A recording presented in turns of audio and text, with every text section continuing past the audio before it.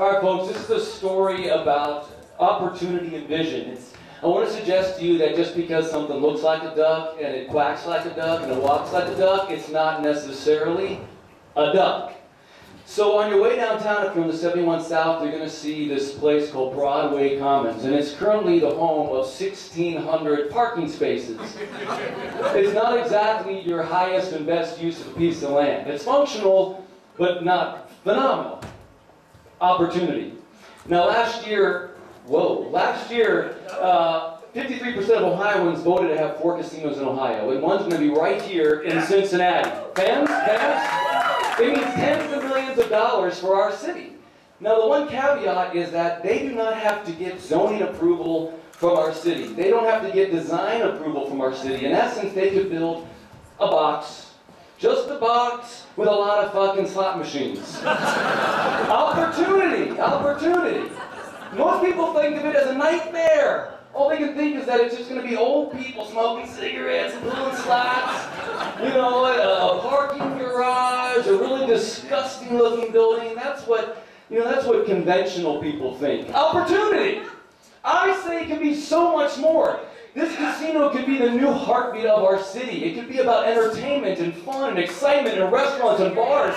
It could be a new reason for people to come here and thrive in our city. Now, the men responsible for this is Dan Gilbert, who owns the Cleveland Cavaliers, and Matt Collin, who's a former manager of GM. And they, along with the city of Cincinnati, plan to make the Cincinnati Casino the first to open in Ohio. So that's a very strong agenda.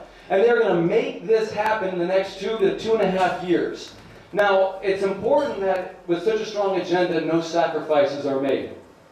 And that means that we need to look at a series of criteria.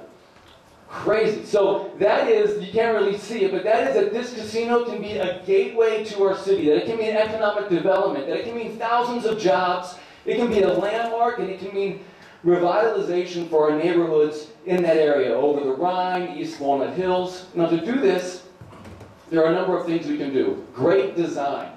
We need to push for a design of the building that's modern, that's innovative, that fits within the fabric of our city and respects the historical nature of what Cincinnati is all about. Connections. It needs to connect to the neighborhoods that already exist. We need to turn our streets into destinations. We need to bring back the idea of entertainers on our streets. We need to turn some streets and just make them pedestrian only. They need to be a good neighbor. They need to mitigate light and noise and crime. They need to respect the views that Mount Adams has of Pendleton and Pendleton has of Mount Adams. They need to be a benefactor, right? They need to support the arts, the music, the events, the Cincy Fringe Festival, the Young Theater, the Overland Chamber of Commerce, and all the small businesses. You know what I'm saying? Perhaps most important is that they need to have programming beyond gambling. There's 500,000 square feet of space. 150,000 square feet of that space can do other things. I'm talking bars, restaurants, retail.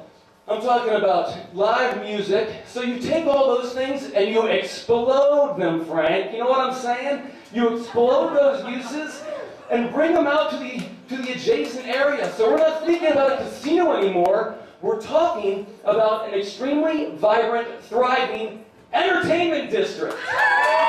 Something that adds to our city, that fits in with our museums and our theaters and our restaurants and our bars and all the places that we like to go already in downtown Cincinnati. Now, the developers don't have to do any of this shit. They can stick their fingers up their noses and pick their little asses. But what I want to suggest to you all is that we can do something to influence this process. There is a group already forming. I'm a member. Dozens of people in this room are a member. And we are committed to aggregating and disseminating and inspiring and celebrating what's possible here. And we're going to do that through crowdsourcing and social networking and PR and events. And I want to challenge you to join me on this mission. So when you get a chance, talk to some people in this room that are already involved. Go on Facebook and look for the Cincinnati Casino Community Vision Group. That's a working title. There'll be a new name later. And join the group and get involved and do your civic duty, and let's make this casino a fucking destination that we want to use